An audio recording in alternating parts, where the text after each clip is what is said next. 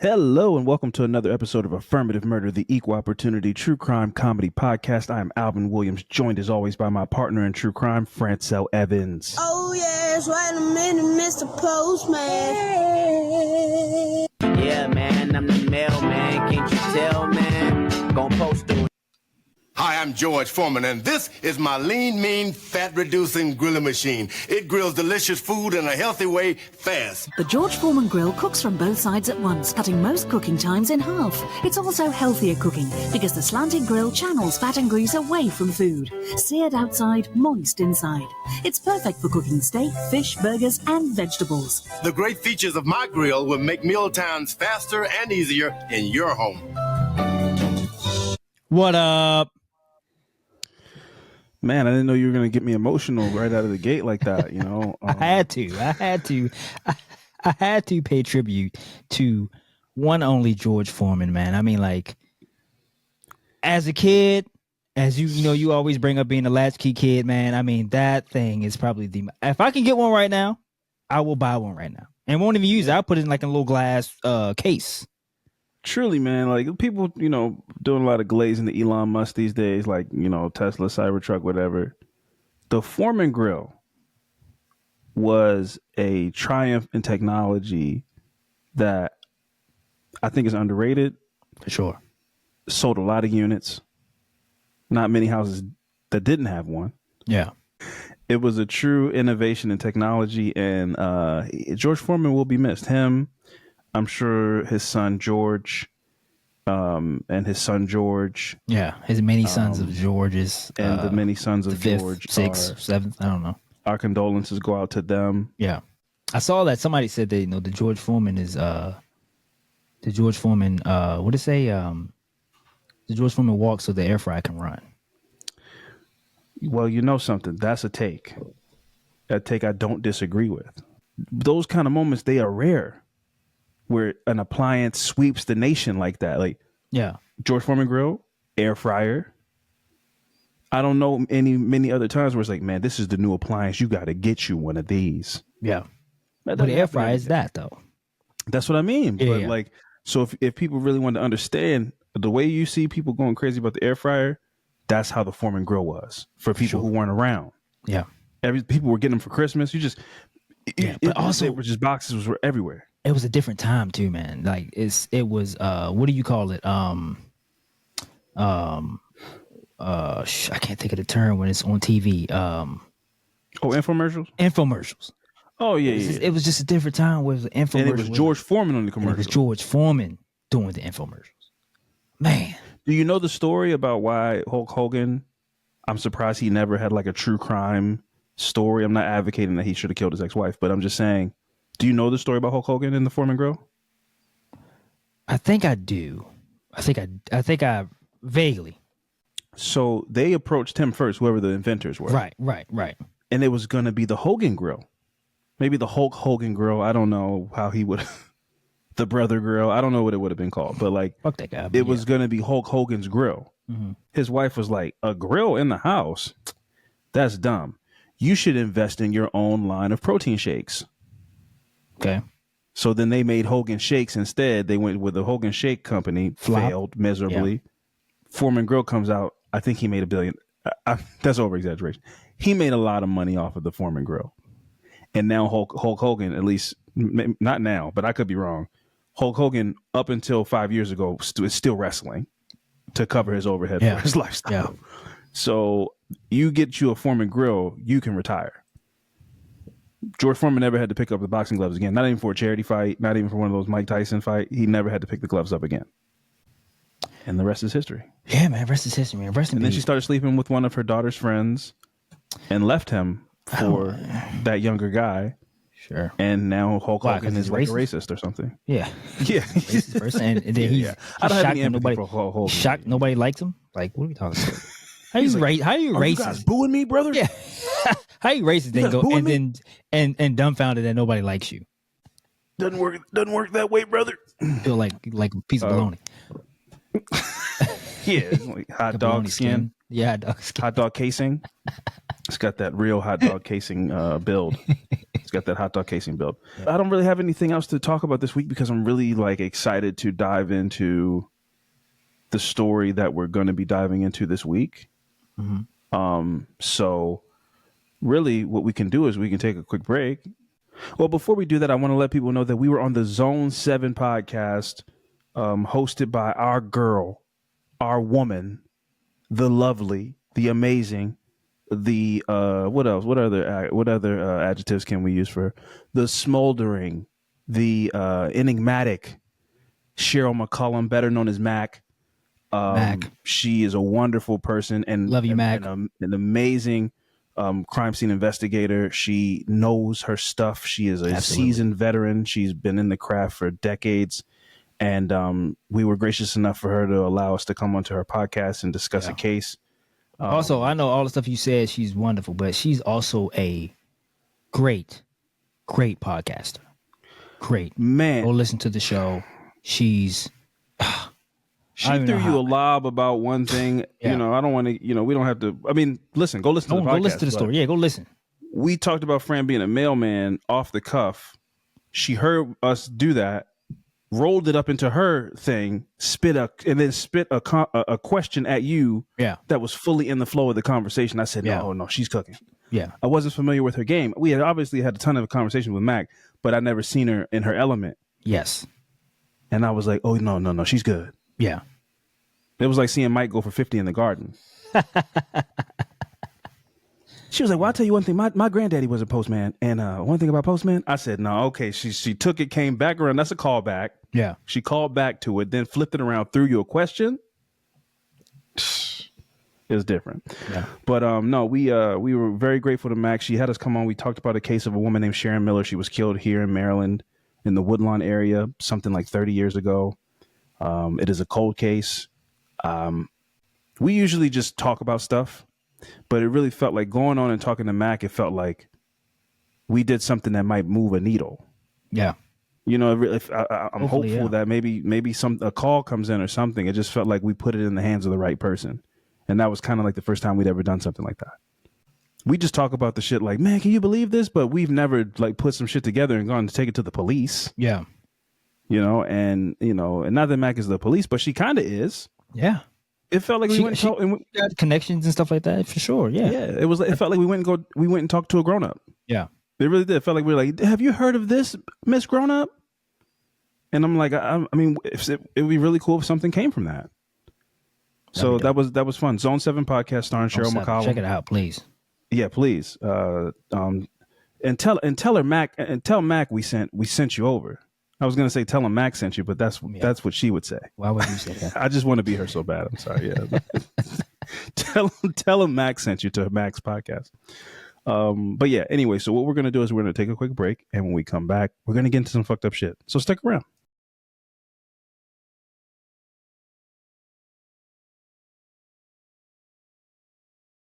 All right, and we are back. Fran, where do we start on this one? Kendrick Lamar had a big year in 2024. Yeah. Really put the West Coast on the map again, for lack of a better term. I mean, the West Coast has always been the West Coast. LA has always been LA. 2025, though, the West Coast is back on the map again. This time, thanks to a little fella, not so little, by the name of Big U. Little fella. But yeah, he's not little. We ain't being disrespectful, man. We can't be having that type of heat. That's true. Well, I mean, I don't think he'll be on the streets for some time, but I could be wrong. But for people who don't know, this is going to be a very, it's going to be a very hip hop centered podcast. Kind of, I don't even know if it's hip hop. It's going to be a gang culture.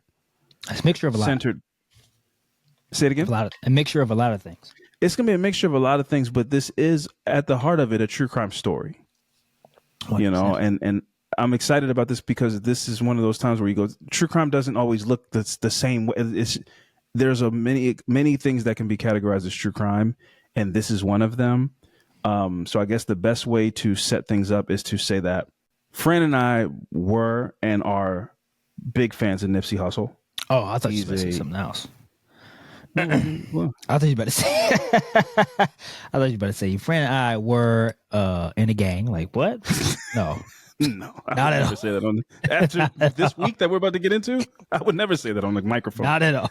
Yeah, never been in a gang in my life. I would never be in a gang. Oh my God, never. This isn't a gang. We are a podcast. Anybody that listens to this podcast is not gang. They are listeners. There's nothing gang around here. But we were and are big fans of a rapper named Nipsey Hussle. He was so much more than a rapper, man. He was a very like prolific and thought provoking guy. Sure. Here's the thing about Nipsey Hussle. Not only did he know shit, he wanted to tell you the shit.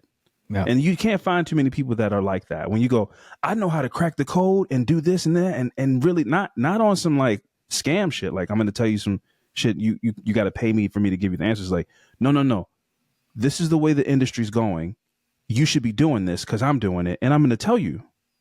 I just want you guys to have the gems. I'm here to give you guys the gems. That was him to the T. And he really, I don't know. I don't think he created the Crenshaw t-shirt and hoodie, but I know it because of Nipsey Hussle. I wanted one because of Nipsey Hussle. So to me, I mean, you can't put your neighborhood on in a bigger way than Nipsey Hussle did. Yeah. A dude in Baltimore on the other side of the country wanted a Crenshaw hoodie. So Nipsey Hussle was killed in 2019. And, you know, that was like really, I remember you texted me. Yeah, it's been a lot of those moments, man. It's been a lot of moments when we was recording at the old studio. Yeah. And I think I just left your house. I think I left your house maybe like an hour or something like that after. Mm-hmm. And that news broke. Just insane, man. Just And if I'm not, it was sometimes, I mean, it's crazy how many years ago that was now. Yeah. But like, I feel like at the time we came on the podcast, maybe had some choice words about like the community and what's the point and if you should stick around and help your community out. Cause it kind of was a senseless crime. Yeah. Fast forward to 2025, there's been some speculation, but again, this ties into so many different things. So I hope people stick around, even if you don't know who Nipsey Hussle is, if you don't know anything about gangs. I think this is still a fascinating case. But fast forward to 2025, it turns out that this murder wasn't so senseless, allegedly, which we will kind of get into and lay out. Yeah. A man by the name of Eugene Henley, which we'll get into, got caught up in a massive RICO for all kinds of crazy crimes, which again, we will get into. And it all ties back around to the theory and allegation that he had Nipsey Hussle killed for reasons that are very similar to the things that he's caught up in the RICO for. The RICO also involves a murder of a rapper who was signed to Big U that has a very similar outcome to what it sounds like happened to Nipsey Hussle. So when this happened, I was like, we have a great researcher. Shout out to Nikki, who, keeps us with cases. And I was like, bro, we got to put these aside. I want to dive into this. Yeah. And what were your thoughts? Once this news came out, and we've been on the phone talking about it for a couple of days now, because new shit has been just still coming out. But for people who don't know this, like me, and before this news broke, before I kind of went in my little rabbit hole about this whole thing, it's not the murder of Nipsey Hussle. It's not cut and dry. It's not as simple as just it being gang violence. Obviously that too, but it was a lot more than just an argument and then somebody's getting killed. It's way deeper than that. But somebody like me who didn't know any of that before this news come out on these podcasts, everybody has a podcast now, people going on talking and shit like that. I go like, whoa, this is other names is coming up, people I've never heard of. Like Big U is this dude who was kind of behind the scenes. If you kind of don't know, at least to me, he's a behind the scenes type dude, but who's also like, he got puppets and he's controlling shit that people who are not in the streets or not really tied in with this, with this kind of, with West Coast gang culture don't know. I've never heard of this dude until all the shit come out. And then his name comes out and how much power this dude has in the streets. And with gangs, it's like, okay, well, Nipsey being killed it's not simple as it sounds to just a regular person who watches the news or hear a whole bunch of gang killings. It's not just that, it's not simple, it's not that easy or that simple for somebody like Nipsey Hussle. Because you hear the stories like Nipsey Hussle was a big influence on West Coast. I mean, like, he had a lot of fans and he did a lot of shit for his hood, but you hear these other stories and go like, it's crazy just to hear that, like, somebody like him kill somebody like him. But it's just so much to it, and it's so deep where it's like, I don't know, man. It's kind of hard for me to talk about it because, you know, I kind of also go down rabbit holes with like West Coast. I mean, not West Coast, Chicago gang culture, and a lot of it, there's some similarities between the two. But Nipsey Hussle was such a famous person where it's like, you just look at it different. You look at it different. You can't look at it and go like, man, that's just gang shit. It's like, nah, man, it's hard for me to believe something like that.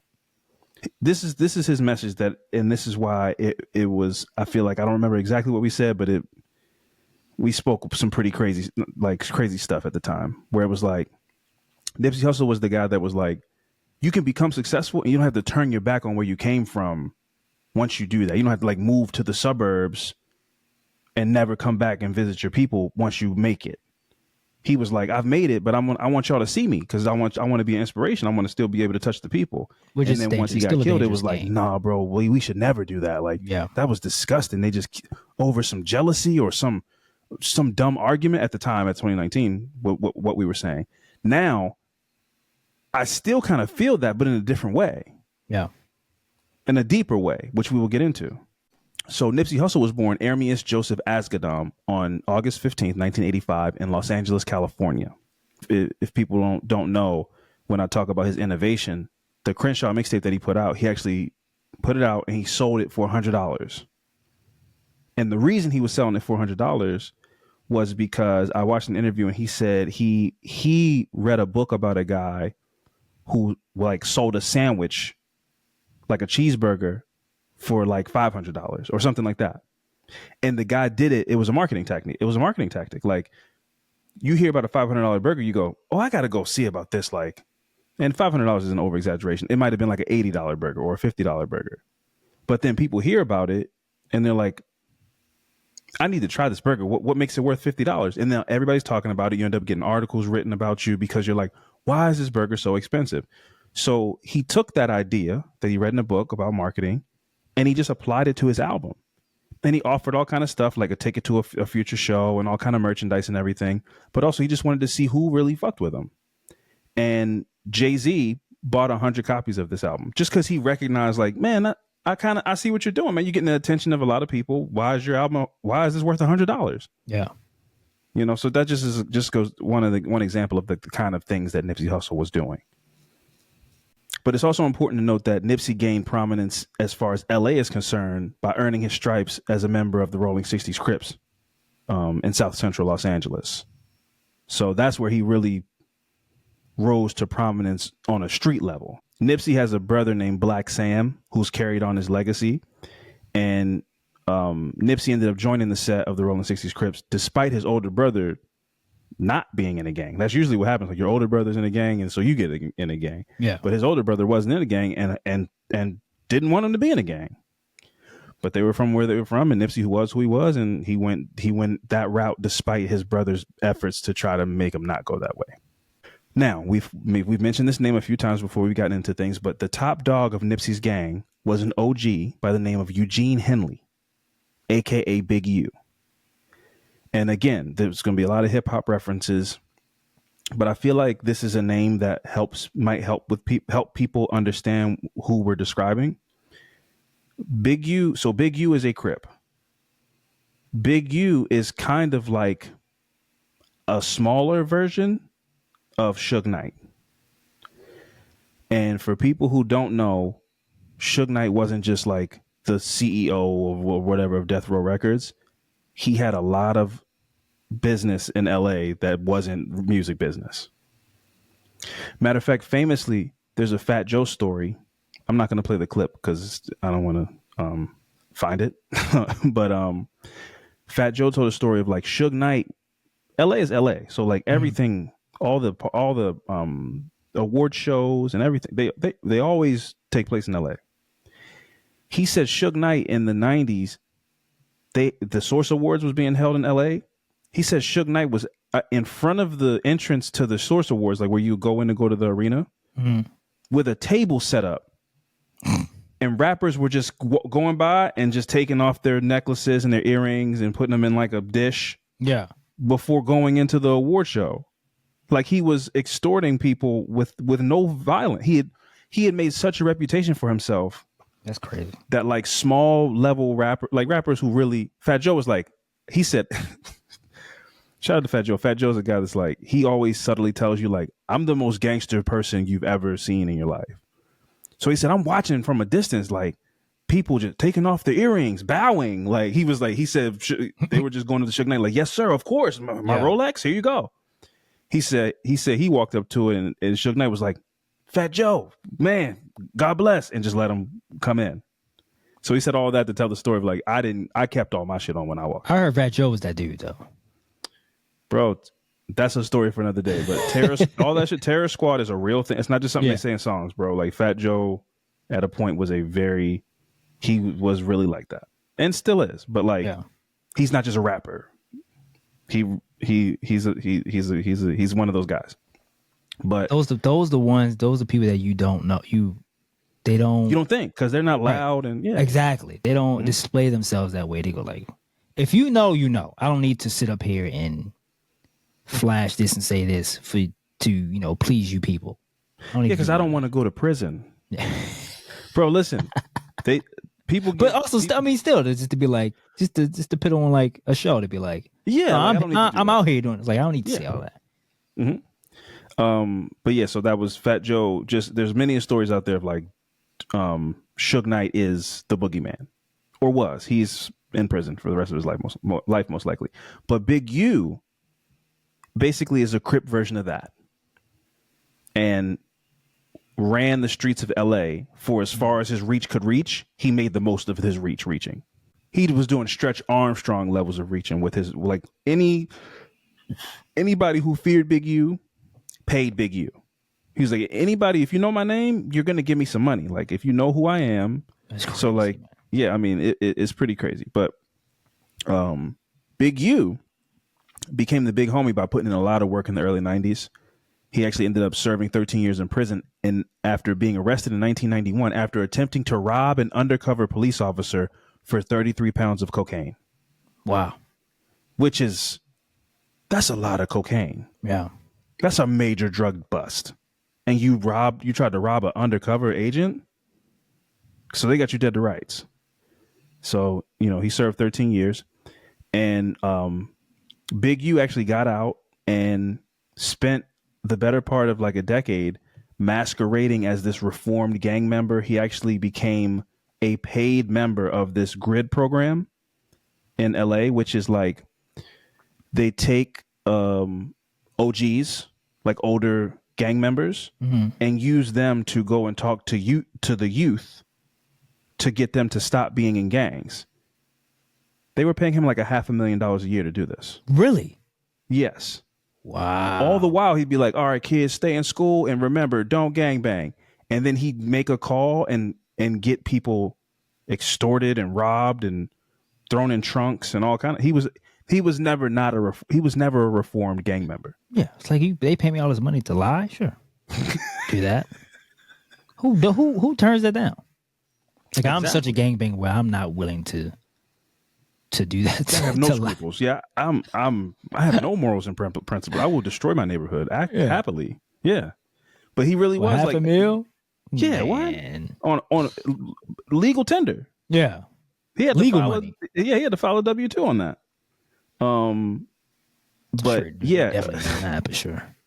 Yeah, he definitely like tax fraud. That he definitely was doing that too. Amongst all the other things he was doing, you think he was like, man, I got to make sure I get my taxes. I got to make sure my taxes is done. I rob people, but hey, I got to make sure. Hey, I will not rob Uncle Sam. Yeah. I'll rob anybody, your mama, my mama, but I would never rob Uncle Sam. Yeah, Uncle Sam is my OG. Yeah. Yeah, so like I said, he was in this GRID program. He was making money like legally, talking to kids, and he had all these sports charities, and he was hiding in plain sight. He was wearing suits, doing many interviews, being like, yeah, I got this program, that program, I got this music program, just trying to save the neighborhood, and I did a lot of bad in my life. I'm trying to do some good now. Again, he would say all these things and then like go and put a cigarette out on somebody's back in a basement after talking to a room full of kids. He like ripped the suit off like Superman when he's off the clock. It's just a big blue flannel. What's up, cuz? He come down the street with big untied boots on. I think that we in the beginning kind of explained a little bit about how Nipsey and Big U knew each other and how this potentially ties back in. But again, I will say that we're going to take a break from Nipsey for a bit because we're going to kind of dive into the RICO that involves Big U and like 19 other people. It's crazy. But we will come back around to Nipsey, and if this ends up being a part 2, maybe a part 3, I don't know. We will eventually come back around to Nipsey. So put a pin in Nipsey. I want people to take note of some of the patterns that you may see in Big U's criminal activity that could tie back around when we do take that pen out of Nipsey Hussle's story. Right?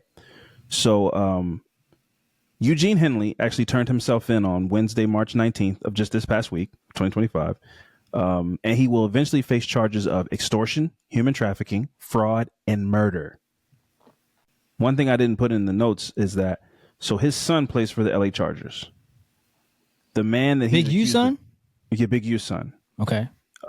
He's a big dude. So his offspring are probably pretty big too. I didn't look him up, but his son, something Henley. Or is he got in there like... Because it's LA and he's like, man, you know I'm Big U's son, right? He extorted his son onto the Los Angeles Chargers. No, that's reach. Yeah, I told you the reach be reaching. Yeah, I don't know. It's the LA. He's playing for the LA Chargers. But instead of being a 20-year veteran and holding up the NBA, you just are scary. Yeah, you're just a fucking. No, that's crazy. Like I'd like to see his son go play for the Buffalo Bills and see if he still has a job. Yeah, I need to see some highlight tape. Yeah, I gotta go see the Eugene Henley Jr. or whatever his name is. But anyway, my point is, the man that he's accused of killing was his son's best friend,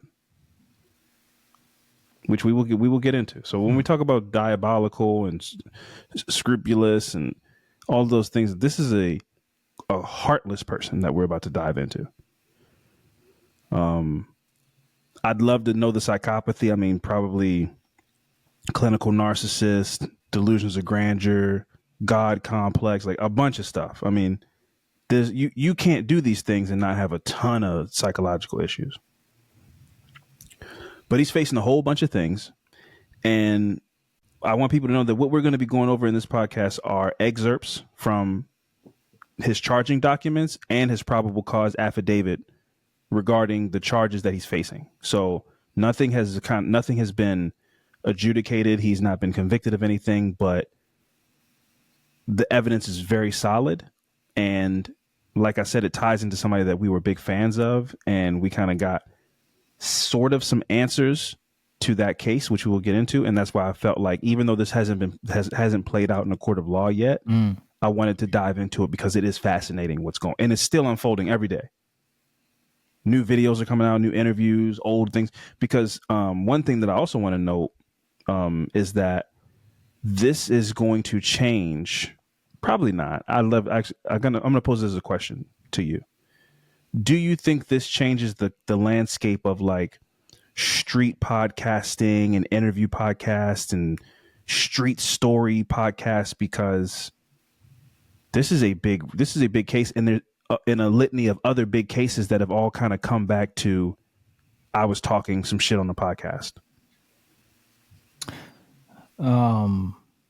Do I think it'll change? Like how? Like, do you think people learn a lesson or decide to like say less on podcasts? I don't know. Maybe. Maybe it depends on.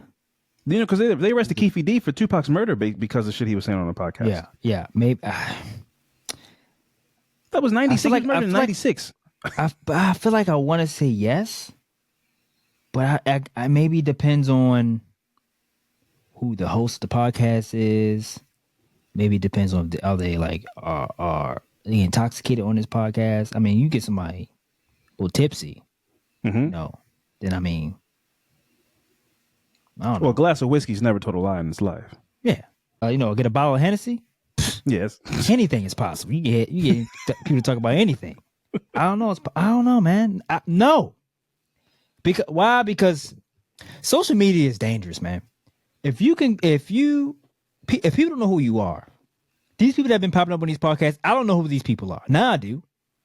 But a podcast call you, who's a big podcast, call you, boom, we want you to come on for, I don't know if these people are getting paid or not. But let's say they are. A couple of dollars to come on, let's talk. You get the rambling and shit, and then they throw a question in there, especially if this person is good at their job. You throw a question in there, throw you off. You don't pay attention. You just start yapping. Yeah. I don't know, man. I don't see it. I just don't. No. Because people put it in rap songs. I mean, so what's the difference? What's the difference if it's in the music? I think the creative license is there when it comes to music, as opposed to somebody just being like, I'm in a gang and What do you mean creative license? I don't get that. There's I don't understand. Music, there's a beat, there's rhyming. There's some freedom to go, I made this stuff. This is a story. I'm a storyteller. But if you're just talking and you're lying, that's not as you don't get as much life. You can be like, and then I took the gun, had some fun, shot him, and I'm on the run. And you go, man, I killed a guy last year, and they're still trying to find me. It's like, wait, did you just make that up? Yeah, I was just telling a very attractive story. You guys liked it, right? You guys were on the edge of your seat. It's just like, no, that's not cool. So it's like, I think when the art of it is where you get away with it in music. But if you're just some dude that's going around telling fake stories, you wouldn't last very long. How is me on here telling on myself on a beat is art? How is that art? All right, listen, Grandpa, I'm not going to sit here and try to explain to what? you. It's a legitimate question. Art of rap. Is it? Well, did they do it good? I don't know. Like, I mean, it's music. But I'm saying, like, if somebody, sure. I mean, like, there's a way you can kind of, it could be creative, sure. But I mean, like, what's the difference to me if I'm out here in the streets, I put it in a song, make it sound cool, but then I go on the podcast and somebody asks me about the song comes up, and it's like, hey man, so what's up? What about this part? Is this true? And in you the slip song? up and say something. Now I got you. And like I'm saying, if a person is good at what they do, they can get you to slip up and say something you weren't supposed to say. You can leave that podcast. Like, I don't know if I should have said that part.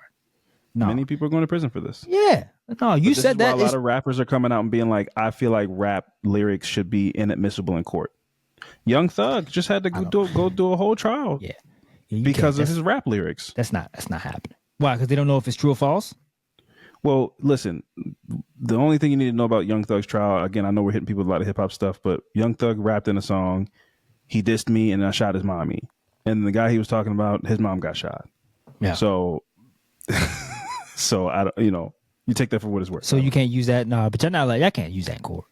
That's what they're like, you guys shouldn't be able to do that. I'm an artist. I'm just creating art. And it's like, but his mom got shot. So, and this is your enemy, right? Well, I don't know if it's my enemy.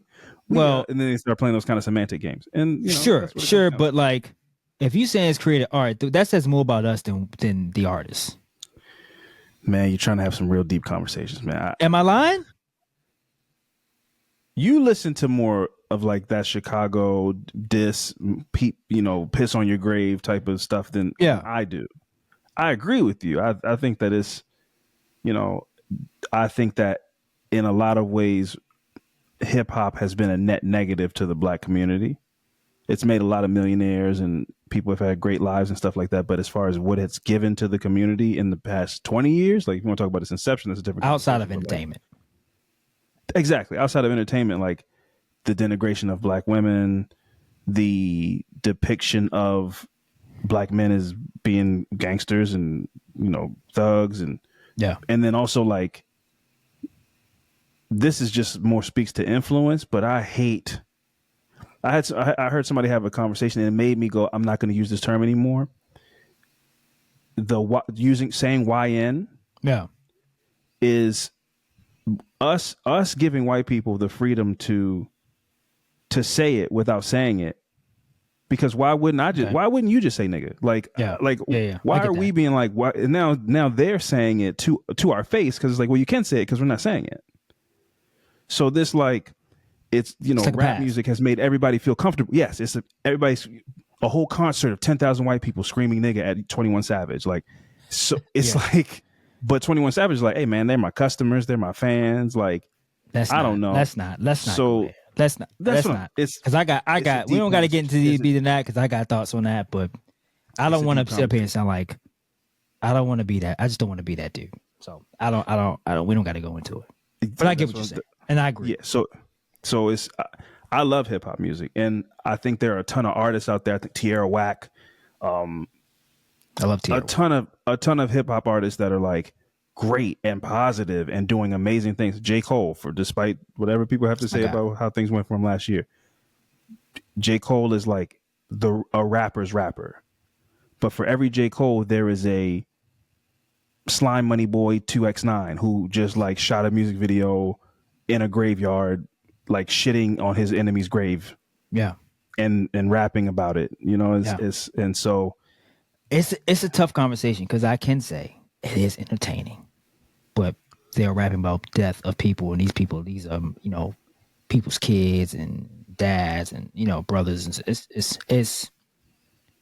it hurts for me to say it is entertaining, but it is also sad, and it's not doing us as far as a community any justice. It just makes us look bad to me. But then you have white people who also listen to this music and can rap these songs and go like, I don't give a damn, these things. And I can't really relate, but it is catchy music. Yeah. But it makes us look crazy, man. I think that the double-edged sword of it for you is like, and for me is like, I'm also that. Yeah. But the thing is, these kids aren't. Like I'm also a person that's like, I can listen to NBA Youngboy, whoever these young people are listening to, K Flock. I can listen to that and be like, man, that song was crazy. Well, time to go to work. But a lot of these kids are not. They're like, I want to be that. Yeah. Like that's the danger of it. Is like I can listen to it and go, it's just a song. Yeah. But we've had this conversation. I've said that plenty of times. Video games, movies, all this shit. We can keep saying it's not the art, but like eventually we got to come to terms and be real with ourselves about like, nah, man. Like teachers are coming and being like, we can't teach these kids. Yes, they're being inundated. It's too much social media. I've been saying this. We've been saying this for the longest time. Yeah, we can't just keep going like, it's art, man. People can discern the differences, and no, these kids can't. I don't believe that anymore. I don't believe that anymore. I think if a kid is listening to murder, kill all day long, and they're on drugs, and they're all the combination of all these things, there's an influence in that. 100%. You make guns look fun and cool, and AK-47 on the block, and we seeing stories and news and shit. It's like, why does a 15-year-old have a gun? What are we talking about here? And y'all can really sit up here and say, and people can be on social media and go like, no, it's not. It's like, no, this is, it's in the music. I'm on board with saying, I've been saying this, that it's in the music. I'm sorry. It just is. Like you said, we can go and listen to this music and I can go, well, I don't need to. It was just music to me. I can go, I'm about to go to work. I can care less about the song kind of just heard. Yeah, it was catchy, but I'm over it. But like these kids, man, like they listen to it and just want to be down and you can just see, I see some of the kids walking and just be like that's crazy. It's like, I get you into the song, but I mean, damn, you want to live it, bro. It's like, man, it's no coincidence that you see 15, 16, whatever, these minors killing and shooting. Like, come on now. Come on. And to tie it back into what we're talking about now, what's happening is what was for the last, 7 years, I'll say at least 7 years. It was, I want to make a rap song where I diss my enemies and then the song blows up and then I make money and get out of, and it's basically like a race. Like I got to get out of the hood before they catch me. I need these songs to hit and me become a millionaire before I face the repercussions of dissing the other side of town. That's been the race. Now what's happening is the music industry's dried up. People just aren't making the money they used to make.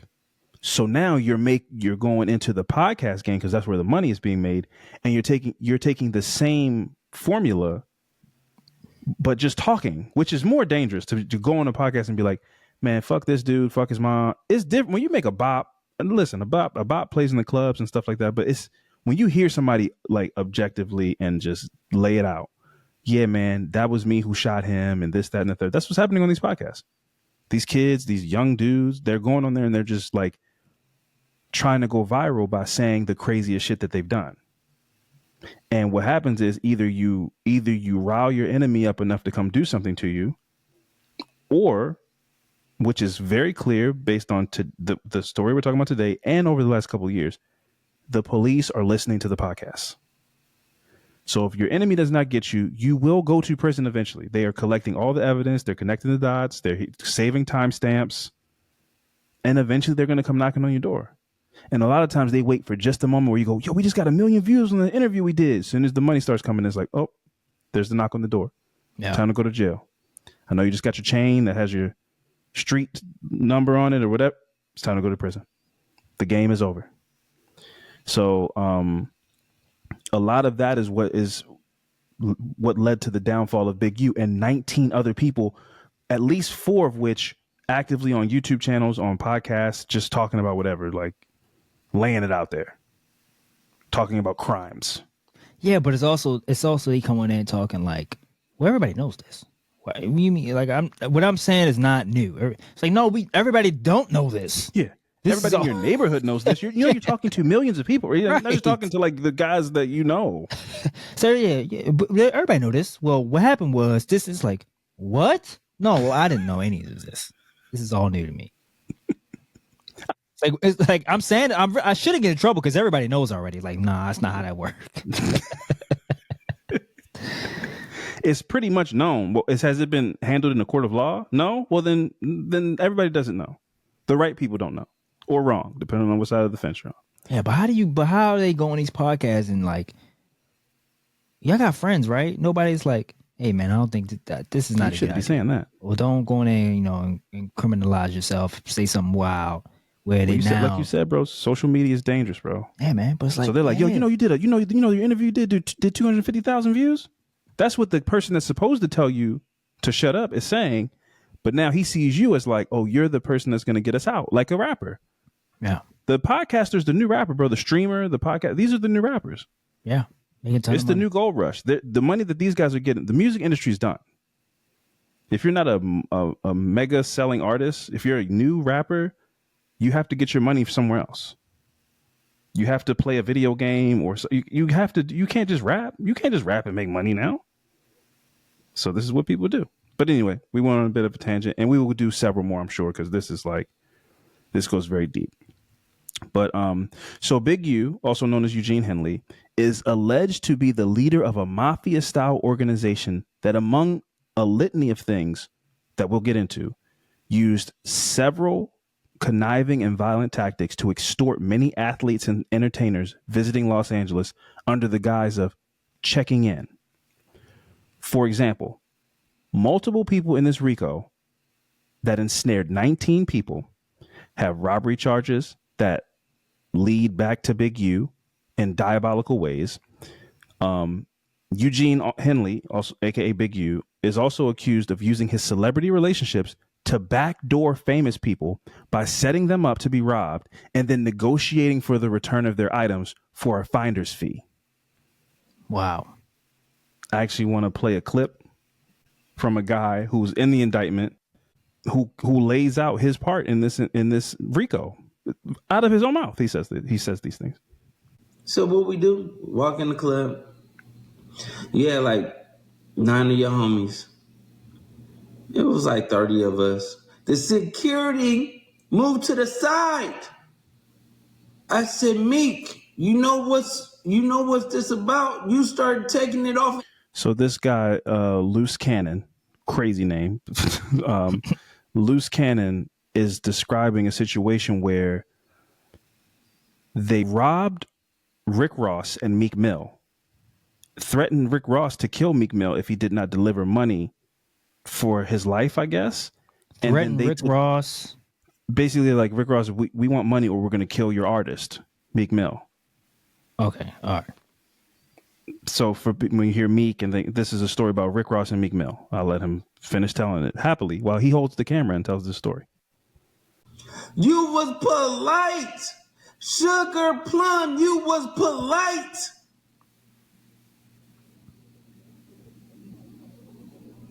I hear Rose. Hey, Rose is Rick Ross for people who don't know. hey, look, I got this. You got this artist you pumping. You don't want this to get out. We need 50. He brought 52, Crenshaw, and 48th. $50,000. He brought that money. He brought it fast. And when he brought it, I hit Big Useless and said, we on our way. Gave Meek Mills his stuff back and left. And then I called Big Useless, like, we need 25. You take 25 or whatever. He said, nephew, listen, my house is going into foreclosure. I had no food in the refrigerator. I have bills stacked on bills and stacked on bills. I spent it all. I'm like, it's only been 45 minutes. He was like, nephew, I need to do this favor. Why do you think he's not coming out saying that it's true? Sweetie. So what Loose Cannon? I'm not gonna lie, I was kind of lost in that story. The way he tells it is kind of. So this guy's name is Tremaine Williams. So I wanted to play it just so people could just hear the kind of people that are involved in this case. So what Tremaine Williams was saying was him Spelled and loose, L-U-C. I'm sorry. Yeah, I don't know where the loose came from, but Loose Cannon is an insane name. So what he was saying was him and his crew rolled up on Meek Mill while he was in the club and took him for everything that he had, like whatever jewelry in LA. All of these things take place in LA. So you land in LA, you got to check in, and check in just means you got to pay the toll to be in our city, which I'll get into why I think that's so stupid. Maybe not for the reasons you think, but it's really stupid. And I blame the people in a lot of the situations, the people that do it, that agree. But anyway, he's saying we had Meek Mill dead to rights. Like we could have did anything we wanted to him. So we called Rick Ross and was like, hey man, we got your artist. We got his chain, his whatever chain that represents your music label. We have that. We got probably footage of us doing it. And you don't want the shit to get out, right? Because in hip hop, if something like that was to happen, you get your chain snatched. It's kind of like a death sentence. Yeah. It's unfortunately like you got robbed, and that makes you what, like a bitch? Because 30 people robbed you. Yeah. But Fran, as you know, that's true. But that is true though. That is, yeah. Also, if you put out music, like if you put out certain type of music, I'm hard. I'm the hardest dude. Yes. And Meek Mill's definitely one of those guys. So basically, Rick Ross is like, hey, Rick Ross, if you want your artist to still be viable, because if we put this out, if we send his chain on a tour, and a bunch of people start taking pictures with his chain, no more Meek Mill. His music won't sell. Yeah, we need 50,000 if you want his stuff back, and for us to not say anything. He gives the $50,000 to Loose Cannon. Loose Cannon takes the money to Eugene Henley, Big U. Big U's influence in the guy. I don't know if you noticed, he's calling him Big Useless. Yeah, caught that. The reason he's calling him Big Useless really is more of an insult to him, is because Big U was so powerful that he wasn't really doing anything. And then the robbers were doing all the work, and then they still had to give him a cut. Yeah. Just because you're making money in LA. That's how much power he had. So this guy Loose Cannon is saying, basically, I robbed Meek Mill and I turned it into $50,000. And then I gave it to Big U because I have to do that because he's the guy in control. He's the boss. Yeah. He's the boss. And then I called him and was like, yo, Big U, I need 25 for that play I just made. And Big U was like, no. Now he tells it and he's like, oh, I don't have the money. I don't believe he was like impersonating Big U. I don't think Big U was like, nephew, please, I beg of you, like, please let me keep the 50,000. I think he just was like, what 50,000? Like Debo from Friday, like, what money? I think it went more that way, but sure, right. I agree with that. Like he I don't have any food in the fridge. Probably hung up on him. That's another asinine ass question. Get out of here. Yeah, what money? My money? My money? Fool. Yes. So that's why he's calling him Big Useless. But again, this lays out. So just picture there's 19 people involved in this case. and all 19 of them have some story where it's like the reason they're involved in this is because they robbed somebody and then had to go give Big U his cut. Yeah. A lot of these people that's what happened. Is it his cut though? It's not. That's if you ask Big U, he be like, "Nah, that's not how it should be phrased." It's like they bring the money back to me. Yeah. I give them their cut. If I feel like it. If I'm feeling so inclined on that day. But at any given time, I'll just keep all of the money. Yeah. Because I'm Big U. What are you going to do? What are you going to do? What are you going to do? So Termaine, aka Loose Cannon, also admitted proudly on his own YouTube channel that his role in the check-in process. Yeah, I mean, he has a whole YouTube channel where he's just talking to the camera and being like, and you know what else I did for this criminal organization? So what he said was in his role in the check-in process was he would rob any celebrity who did not check in, including at an Airbnb, a restaurant, a car wash, or anywhere. But mind you, the FBI is doing this. Let me show you what FBI do. This is what the FBI do. Lay back, yeah. Like, kick their feet up. They go, huh? Yeah. Taking notes. It's like making that job so easy. They were like, damn, this job ain't never been so easy. I just listened to 8 hours of confessions. And it's funny. He's doing little voices and so this is going to be a very LA podcast series. I don't know how long. I don't know. It might be one episode. I don't know how many episodes it's going to turn out to be, but it's very, very LA centric. So I wanted to kind of lay the groundwork of what checking in is. Yeah. From none other than Mr. Schoolboy Q. There's been rumors that LA is probably one of the most dangerous places for rappers. Do you believe that's true? Yeah. Wow. Because, I mean, everybody be checking in. That's your favorite thing to do. Check in with somebody that's going to rob your stupid ass. Right. Wow. Yo, you think that guy, the guy that you don't know, motherfucker, in California got your back? The guy that got beef with other hoods and all this, you checking into that dude? Right. Bro, just go to the hotel, get you something to eat, go back to the hotel. Do your business. Go have some fun. Right. Where shit is fun. Why do you want to go over there? Right. For what? Right. Don't call me. Right. Oh, it's motherfuckers be having a nerve to call me sometime. Like, like, what are you talking about, bro? I'm playing video games. My daughter got a soccer game tomorrow, bro. Grow the fuck up. Like, I'm not meeting you I'm not about to drive over here to Beverly Hills and drop you off an ounce of weed. So, shout out to Schoolboy Q. That's my guy, man. Big shout out to Schoolboy Q. And so the crux of was that on Drink Champs? That was on Drink Champs. Okay, I've seen that. Yeah. Yeah, so the crux of checking in is that, like we've talked about a couple times in this podcast, I assume, if people understand what we're saying, the gangster rap persona requires a lot of the time, which I don't know why. When you have a show in Detroit, you have a show in LA, you have a show wherever, it's like, I need to go to their hood. Because my whole image is like I'm hood. I'm a gangster rapper, so I need to go to the hood. And so in order to do that, this is the logic of checking in. It's like, in order for you to be able to come to a dangerous neighborhood and ride four-wheelers or gamble or sleep with the women that, we think are the pretty girls that live around here or whatever, in order to indulge in that kind of thing and be safe, you got to check in. And checking in means you got to pay whoever the leader is of the gang you choose to help protect you, you need to pay them for the weekend. The security for the weekend, a lot of the times for these guys, will be gang members, which is crazy to me because if some shit pops off, they don't want to if they shoot a gun, they need to run. Why wouldn't you just hire a guy who is licensed to kill, works for a company?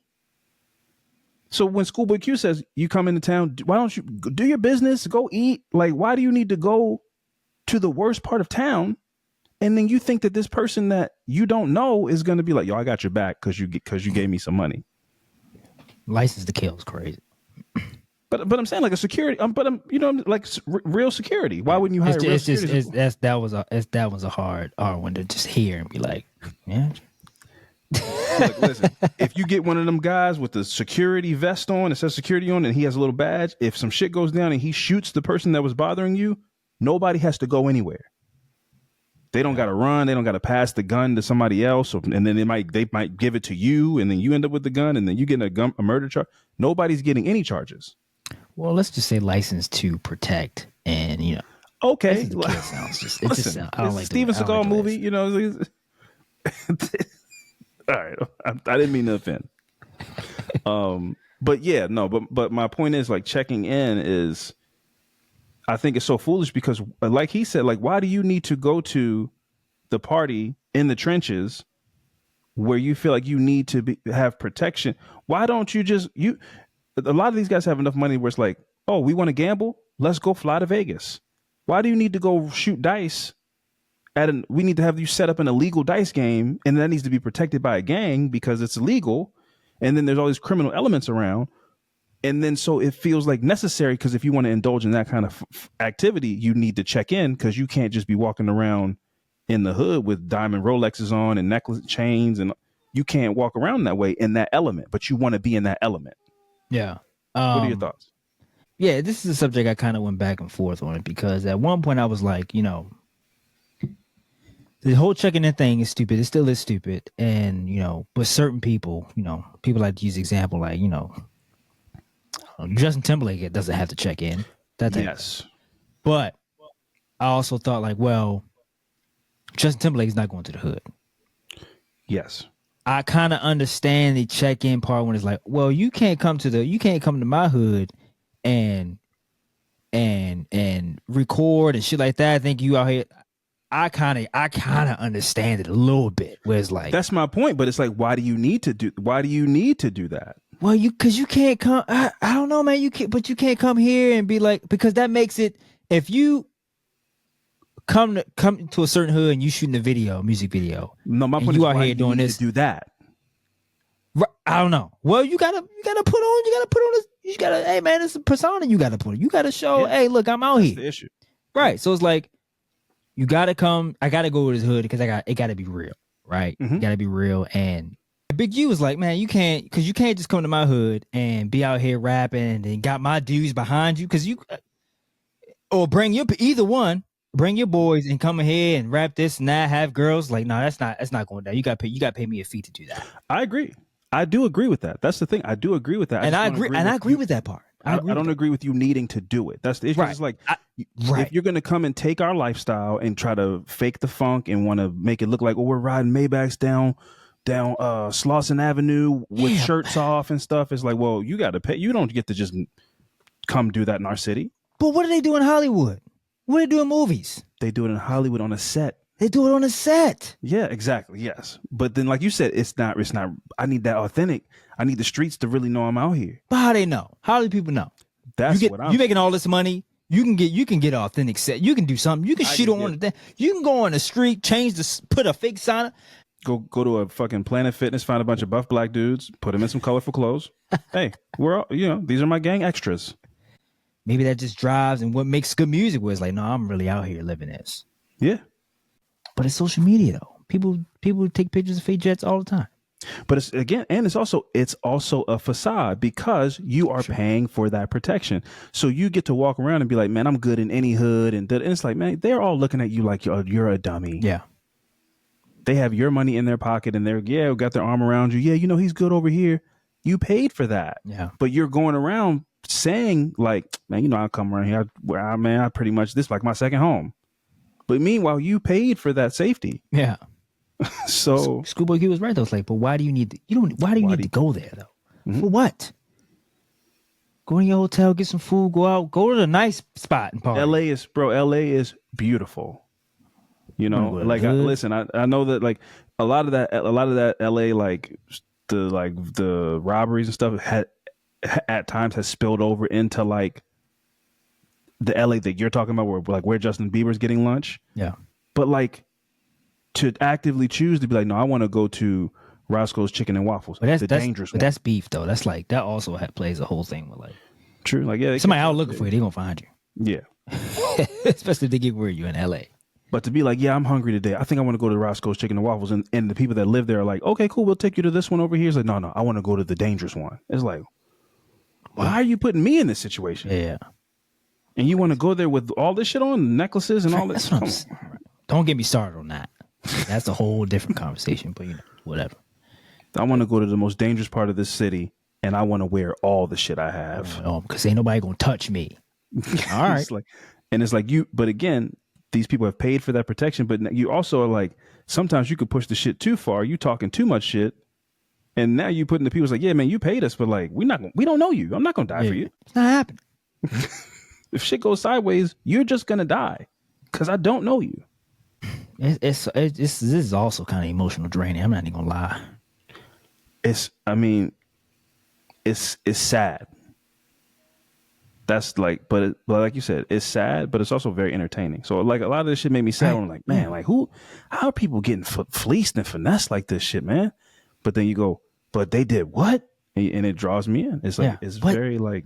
Also, side notes, like we, as a black community, we have to live with so much shit that we got to deal with.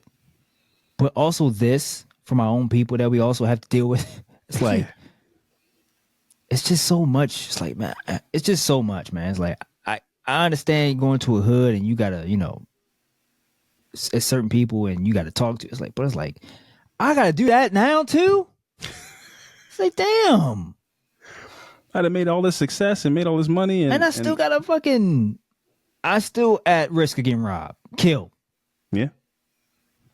Bro, listen, this shit is crazy. Big U was quoted in a 2021 documentary series stating that if I don't pick up the phone, that can mean life or death for somebody. Wow.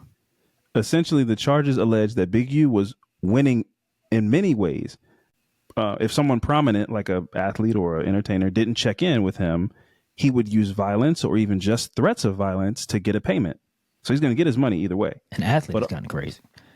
Yeah, but athletes want to be rappers. Athletes want to be rappers. I'm sorry I said that. Yeah, You're yeah, 100% right. Yeah, so they want to be in the trenches too. Right. So and crazy. We have, we can move. got many examples. Many examples. Many examples. It's like, bro, you have a contract for $600 million. What are you doing? What? You know the people that want to get out of here, and you want to come. You want to go there. Nuts. It's insane, bro. Man, we in the trenches with this gun. It's like, bro, you have a sneaker deal. It's insane. Wow. But so if they didn't check in, he's gonna get his money by either violence or intimidation. But then if you did check in, he would get his money then too.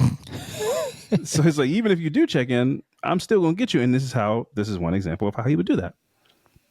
So a confidential witness in the charging documents identified only a CW1 in the complaint, broke down how this worked if you checked in. Okay. So NBA players or other celebrities would need to work with and get approval in advance from Henley to ensure their safety at events in Los Angeles, such as parties, gambling game like dice games, or even even advertising shoots. Now, for me, I believe that when they say advertising shoots, they mean, like we're saying, like, I want to go to Compton and like take a picture in front of the Compton Boulevard sign. Yeah. For my Instagram or for an album cover or for whatever. And it's like, okay, well, if you want to do that, you got to pay us to be safe in this neighborhood. You want to bring cameras here. You want to make money off this, whatever picture you're going to take, you're going to make money off of. So we need some of that money. Yeah. That's his logic. Yeah. The dice games thing, I already went over. Like, yeah, you want to go to an illegal gambling game. We need you need to give us some money so we can assure that you're safe coming in here with all that money. There was a video.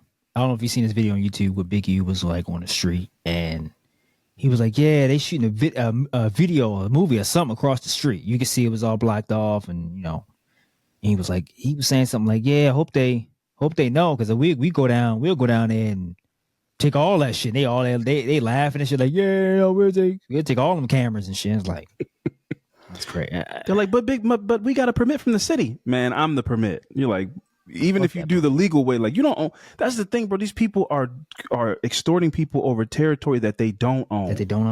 You don't own the homes. You don't own any plots of land. You just live. You just from here. And you're saying, like, man, you can't come into my neighborhood. So it's like you can get a permit from the city, and Big U will come to you and override that permit. Like, nah, bro. He's like, no, but no, the city said I can shoot here. Like, I didn't. It's like, who the hell are you? I work for Fox Studios. Like, if that's happening, they have that. The whole thing. Yeah, he would have been locked up. That whole thing was boarded off with security and police thing. Yeah, they're not going over there. Not getting anywhere near this. I ain't trying to hear that. It's a closed set. Thank you, Mr. Henley. Mr. U. I don't know who you are. Mr. U, they call you. Mr. U, they call you. It's a closed set. Thank you. But yeah, so you basically got to call in advance. Like, hey, Big U, I'm coming to LA this weekend, man. Just want to make sure I'm straight. And he's like, man, I got you.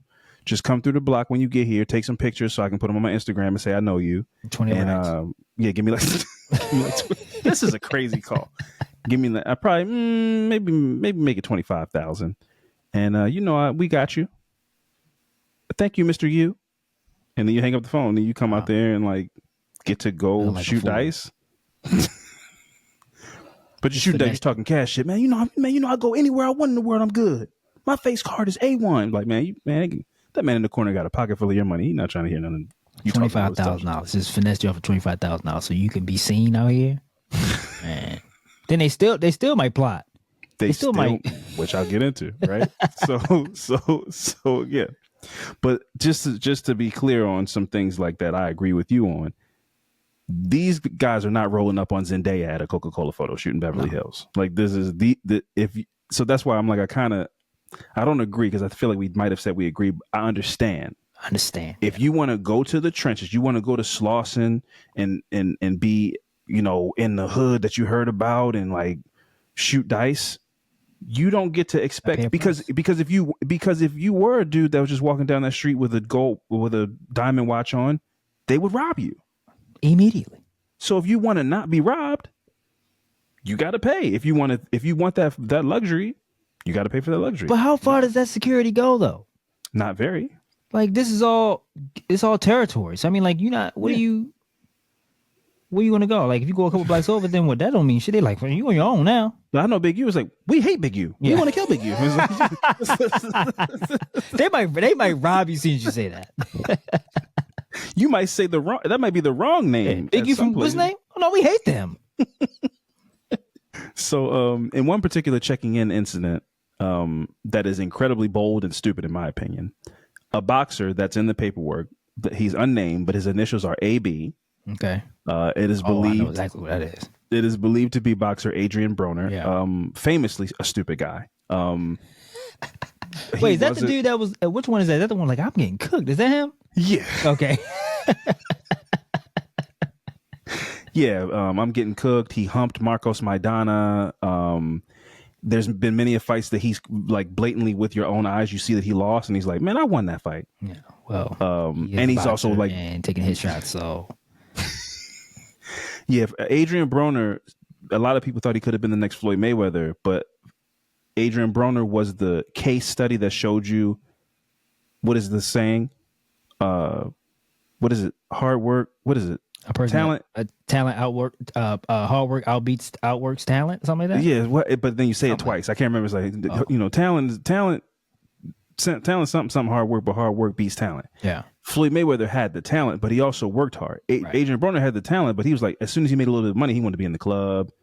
He was taking off training and all. So it's like, you'll never be Floyd Mayweather because you don't have his work ethic. Yeah. And that's what makes, of course, Floyd Mayweather's talented, but then you got this guy that people were like, man, this guy's as talented as Floyd Mayweather. It's like, but he doesn't work as hard as Floyd Mayweather. He'll go out to the bar, he'll drink, he'll be up till 6 o'clock in the morning, then come to one of his fights, not make weight. That's kind of bloated. So, yeah, it's like, man. And then still fight, but then the fight's meaningless if you don't make weight. There's a bunch of stuff like that. So his career went on a downslide, but he always would make money because he was a prize fighter. So he had a name for himself. So he could always get in a fight, lose the fight, but still walk away making $10 million. So he's making money just being the main event. Yes. But his legacy went away. Like his chances of being like people talked about for forever went away pretty quick after like a couple of dumb losses. But he still was like, he'll come and brush his hair in the ring and all this. He was like one of those kind of guys. Wow. Yeah. The perfect guy to be a lick. So AB is in the criminal complaint, but, it's believed that he's Adrian Broner. This guy rolls up to a large money dice game, like hundreds of thousands of dollars on the rolls. He went to the game with a set of trick dice and hit everybody in the game for like $1 million. And it's like, I don't know what can I say? I'm just hot tonight. Dice funny as hell. Yeah, but does he have like some new high tech dice? Because the only trick dice I've seen is like it land on like 5 and 6, and then it flips a second later to like snake eyes. The dice from comic movies. Why his dice always keeps rolling again last second? And also, are the other people not rolling these dice? I've never been in like a dice game in the streets, so I guess you just keep rolling. Yeah. I guess you keep rolling until you miss. And then he just never missed for an hour, and nobody was like, hey, let me see those dice. Yeah. Wow. He hit these people up for $1 million and then rolled up out of there. It was prominent NBA, like we said, NBA players want to be rappers, athletes want to be rappers. So it was NBA players in there throwing around all that Gatorade money, millions of dollars in the hood. Unbelievable, man. All extorted. A room full of people being extorted with chains on, feeling tough as hell. All paying the toll. That's their life, man. That's their life. We doing some it's an illusion. Shit. It's an illusion. That's crazy. We doing that illegal shit. We rolling dice. What? Imagine you walk in the room and all the problems from their individual sports. J.R. Smith and Adrian Broner. It's like, man, we hard, man. It's like, man, y'all all got somebody. All your money's in somebody's pocket right now, so y'all could be in this room pretending like y'all are hard. Now, I'm not saying y'all are not hard, but you guys are actively paying for this illusion of like, yeah, man, we just in a basement throwing dice, drinking 40s. What, like? How does that sound fun? The people that are in the basement. You might die. All this shit can go left so quick. Bro, rest in peace, Takeoff from the Migos. It did. Like, this shit is. Yep. You know how much money the Migos were worth? Why are you guys bowling and being protected by like a criminal organization or whatever those guys? I'm not going to speak to, the Prince family, but like you guys, if you guys wanted to gamble, the Migos had enough money to rent a private plane and be like, man, let's go to Vegas right now. Let's go to Vegas. Right now. We can go to Vegas right now. And have a ball, man. All that money they got and fame. My God. But it's not, you trying to tell me you private jet to Vegas with all that money and fame is going to the hood is more fun? Wow. No way you can convince me of that ever. Yeah. I don't have that type of money and I don't want to live that life. So the guy that has a stamped gangsterism card, like I can go to this dice game because I'm me and shoot dice and drink and everything like that. I bet if you showed him some of the stuff that the Migos or Adrian Broner could do on a Tuesday, he'd be like, oh, I'd much rather go to like a fucking prime steakhouse and have a bunch of beautiful models around. I would much rather do that than be in here.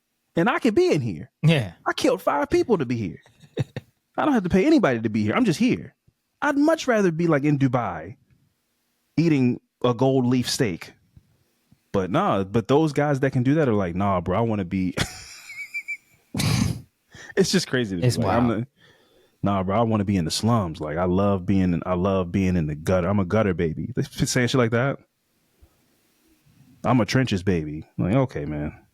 And this is the Buffalo Bills are paying you $80 million. This is a tangent, but you said that reminded me of a video I just recently saw.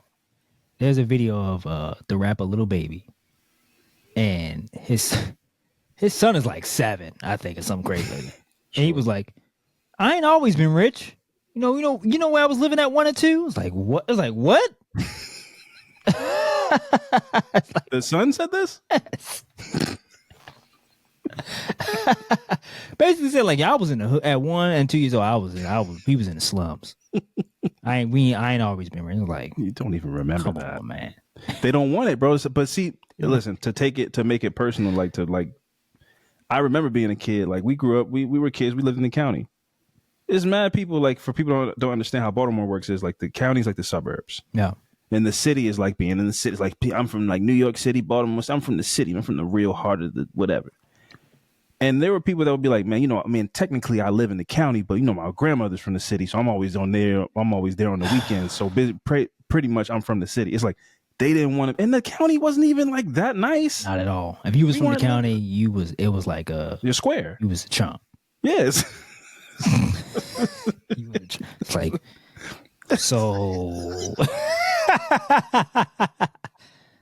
like, damn, I my man can't. Fran my man Fran living in the county got a dad. It's like, so because I have a dad that has a federal job and like a home, I'm lame. It's like I guess. So I have a house. My dad has a Corvette. I'm a lame. So I'm just like a chump now. Wow. Oh, you a punk. You ain't from the city. Yeah, I'm from the city. I only come out here because I gotta go to school, and then on the weekends I go in the city. It's like, these I are don't the care. conversations.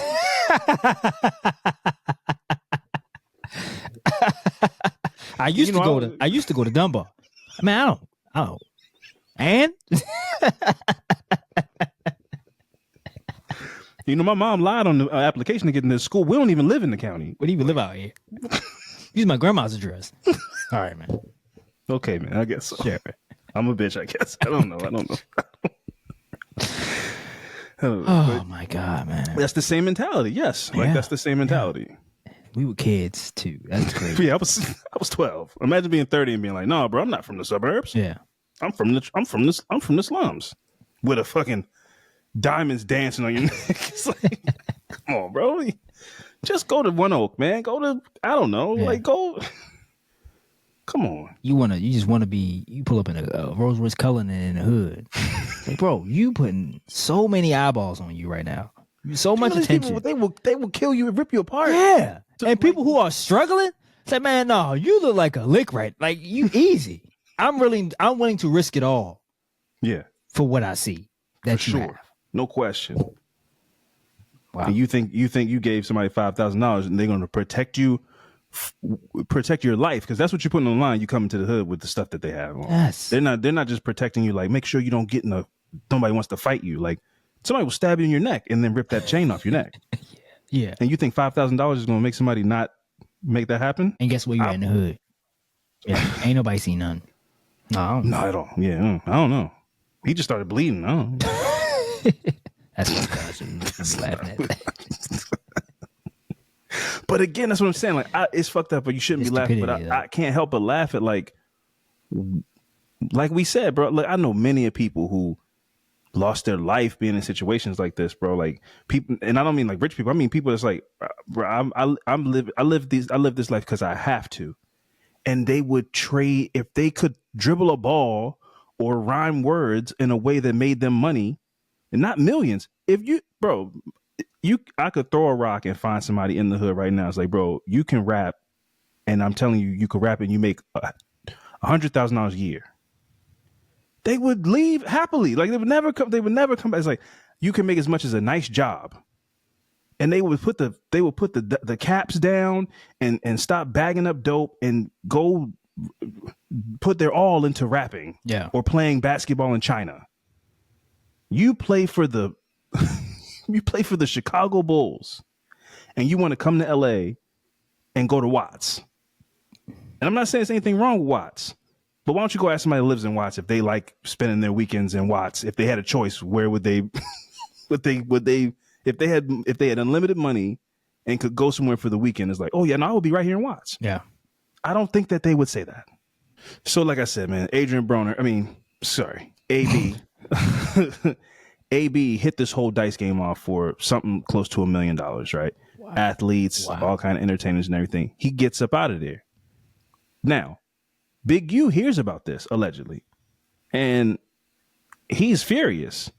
But he's not furious because Adrian Broner's a criminal. He's furious that AB, he's furious that AB didn't call him ahead of time. Yeah. To be like, hey, Big U, I'm about to make some money in your city. Here's $100,000. Here's a cut. So Big U hears about this, gets in touch with everybody at the dice game, and is like, "Hey man, listen, I just heard about this AB situation. I'm gonna go get all y'all's money back, but I need money. So like, if you lost $100,000, give me 25, and I'll go get your 100 back." So all these guys at this game give him money, and I don't know if he got in touch with. I'm assuming. Here's my assumption. I think he probably found AB. Yeah. Took the money from AB, kept all the money. He never got in touch with none of these guys from the game. So they were still calling AB like, "Hey man, are you gonna give us our money back?" And it just never got sorted. So word got out that he had the fake dice, and then Big U was like, "Hey man, I heard about that. I can get it sorted for y'all for a price." They paid him. He found AB and probably got money from AB, but then didn't disperse the money back to the guys that he took the money from at the dice game. So the dice game people got robbed. AB had to give him his cut, and Big U kept all the money. So he comes through with this facade of like, "Oh man, yeah man, they robbed you, man. I got you. I'm gonna get that back for y'all." And then he never gave him the money back. Fran, I think you can already assume based on some of the stuff we talked about, but reach and power like this can only be upheld through the promise of violence and a reputation of not tolerating disrespect. So in order for somebody to just give you their chain off their neck, you have to have put in so much work that the word has gotten around like, if this goes to violence, you will lose and you might die. So just give it up. That's a hard reputation to earn. Yeah. You was out here doing some shit. Yes. That leads us to one of the biggest, probably the biggest charge tied up in the RICO for Eugene Henley and the elements of this case that many people believe are very reflective of his relationship with Nipsey Hussle. So this is very important. I mean, everything that we've been saying is important, but people, this is where we need to get our pencils out, get our pads out. This is where we start taking notes. So Rayshawn Williams was a young rapper who was signed to Eugene Henley. He had Big U so he had Big U Enterprises, but then he also had like it was unique music. That was his music group. Sure. Okay. Unique. That's what, bro. Delusions of grandeur. You know, he was narcissist, everything. So he had Unique Records. So this guy was signed to Unique Records, and allegedly Rayshawn was very lackadaisical about studio time. So basically, Big U had this rapper, and the rapper's like, "Man, I don't feel like recording a song today." But when you're in the studio, you pay by the hour. Pay, right. And Big U's footing the bill, so he might block out 48 hours of studio time. Pay. You got to work. You got to work. Yeah, but that works. But this guy was being super lackadaisical. You know, he want to go eat, whatever, and he's not making songs. So I was like, why did I rent out? Well, because he got that bag, though. Well, also, it's not his money. So he's like, I don't, they told me to show up. I don't really feel like making a song right now. But I mean, like, if he signed him, then he got something. I don't know about that. I mean, not from Unique? This isn't Sony. Yeah, not from Unique. This isn't Warner Music. This is Unique. You might have had to pay him. You got to pay me for you to get to be signed to Unique Records. Hey, it's Unique. You got a unique. You got a unique contract. A unique contract. But anyway, so Rayshawn Williams, he was a young up and coming rapper, and Big U had signed him, and he sent him to Vegas to record some music, but he wasn't being very active in the studio. And Williams allegedly being annoyed by Big U because Big U was calling him and all this type of shit and being like, "Man, what's going on, man? You producing anything?" Yeah. He ended up recording a diss record against Big U. Yeah, he was like, "You want me to make a song? I'll make a song. I'll make a song." Yeah. But again, he probably thought it was like on some funny shit. I don't know. Like, man, it's fuck him. Fuck you, Big U. And he made a diss track. But guess what? In order to have the reputation that you have, you can't tolerate any levels of disrespect. Yeah. So Big U got word of the diss track and was like, "Oh, word? So I'm paying for the studio. I'm paying for the Airbnb that you're in. And you're using my studio time to make songs that's disrespectful to me?" Yeah. In their world, friend, Big U had to lay down a DP, which is short for discipline. Yeah. And discipline just means like you're going to get jumped. Yeah. I guess with the reputation that he has, it's like every situation that comes up, everybody's the example. There's no, I'll let you slide, and then one person, no, I got to make an example out of, no, everything. I got to make an example out of everybody. Yeah. If word even gets around that you can make a diss song about me and I won't do anything, then it's going to be a whole bunch of people making diss songs about me. Right. And then what's the point of giving Big U money then? That's how he talks about himself in third person. So again, I kind of get that. I mean, I'm not saying you should go around breaking people's legs and shit like that, but like, yes, if you're going to be a ruthless criminal enterprise run by fear, then you kind of have to like You have to show it. Yeah. You can't just be all talk. That's how you become OG. He's no longer OG if you just. I see there's two different definitions of OG. These to me, because I think of OG as somebody who's wise. Yeah, great. Oh, yeah. That's because you're not in the gang. Because I'm not in the gang. Further proof that you're not in the gang. You know who's the OG to me? Life advice. Gregory. Yeah, but like an old comedian. Yeah, those are my OGs. OG in the hood and gangs, like no, somebody who's like calls reputable shots. violence. Yeah, calls shots and puts hits out and shit like that. It's like, oh well, I don't know what that OG is. I don't know. Yeah, I don't want have any advice from that OG. So like I said, the diss track gets recorded. Big U hears about it, and again, he recorded this diss track during a studio session that Big U was paying for. So that's like double disrespect. Mm-hmm. So this was not going to go unanswered. Obviously, the only proper response by Big U had to be some discipline. So cell phone data and eyewitness testimony show that Big U ended up driving to both the studio and the Airbnb in northern Las Vegas, where Rayshawn Williams was staying. There was apparently some kind of an altercation in the studio, and then they ended up heading back to the Airbnb. There's footage of Big U's car pulling up to the studio and to the Airbnb. Rayshawn Williams goes into the Airbnb and then sometime later comes out with his suitcase at around midnight. Who? Rayshawn Williams. Oh, okay. And then gets in the car with Big U. So basically, gotcha. I guess the idea is like Big U came to the studio, probably beat the shit out of him with like a bunch of guys. And then we're like, and we're going back to LA. We're going to the Airbnb, get your shit, get out of my Airbnb. You're not standing there anymore because I'm paying for it. And then 50 minutes after they leave the Airbnb, Rayshawn Williams was found in the desert with multiple gunshot wounds, including one to his face. Damn. Right? When they did satellite trajectory, the distance from the Airbnb to the area in the desert where Rayshawn Williams' body was found was like 50 minutes. Basically, I don't know the exact minutes, but it was exactly probably off by like 6 minutes how long his cell phone was off from the towers. So basically, he most likely took the battery out of his phone, drove out there, either before or after he killed Rayshawn, buried him in the desert, and then 6 minutes after he buried him, got everything, popped his battery back in his phone, drove back to the studio. So there's footage of him walking into the studio around 3 a.m. And the front desk person is like, man, you're really wet. He's like, man, yeah, I just got back from the gym. Now, one, probably burying a body is pretty tiring, but also it rained that night. So he comes back in from being out in the desert. He's soaking wet. Somebody noticed him and was like, man, you're really wet. And he's like, yeah, man, I was at the gym. It's 3 o'clock in the morning. Was that planned though? He can't be. He's not that smart though. Was it planned in to the rain? kill him? Just to do it where it's supposed to rain? No, ground soft, easy to dig. I don't know. No, coincidence. Oh, okay. I think obviously he planned to like kill him because you disrespected me, but he didn't plan to like do it on a rainy night. So, like I said, man, Rayshawn Williams was found buried in the desert with multiple gunshot wounds.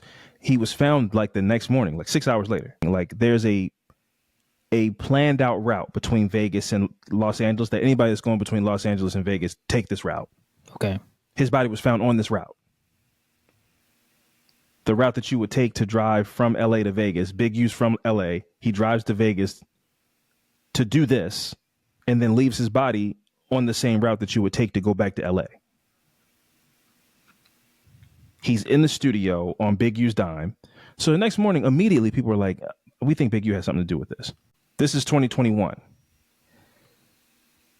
Up until this case, this RICO charge, Big U's been doing everything to muddy the investigation. He's been telling people not to talk to the police. The studio front desk people. Yeah. He had somebody go. He had his people go back to the studio and rip out all the cameras. He refused to give DNA to the police. Like he's just been obstructing the case this whole time. And a month after this murder, cold, senseless murder of a guy who like pretty much grew up with his son, Operation Drawdown really began to take form. But what's funny is I don't have any confirmation, but so it's called Operation Drawdown. One of Big U's street nicknames is Draw. Okay. Now I don't know if that's because he always is pulling the gun. They say he loves a 38 special. That's his favorite. That's his favorite gun. Because it doesn't leave shell casing. I wouldn't know that. Wouldn't know that at all. You know why, Frame? It's not in the game. That's new to me. Not in the game. Wow. All right. Yeah, the bullet, the casing stays in the gun after you shoot the bullet. Wow. Okay. Yeah, I don't know. That's some real criminal shit to even think about something like that. Didn't know anything about that. It's new. Mm-hmm. So like I said, a month later, life goes back to normal. What's normal for Big U? He continued business as usual, which was masquerading as a pillar of the community while shaking down and extorting businesses in the very community that he claimed to, want to uplift. But yes, you guys, hopefully you'll be returning for part 2, where we will get into how a lot of these elements can be found in the tragic murder of Nipsey Hussle.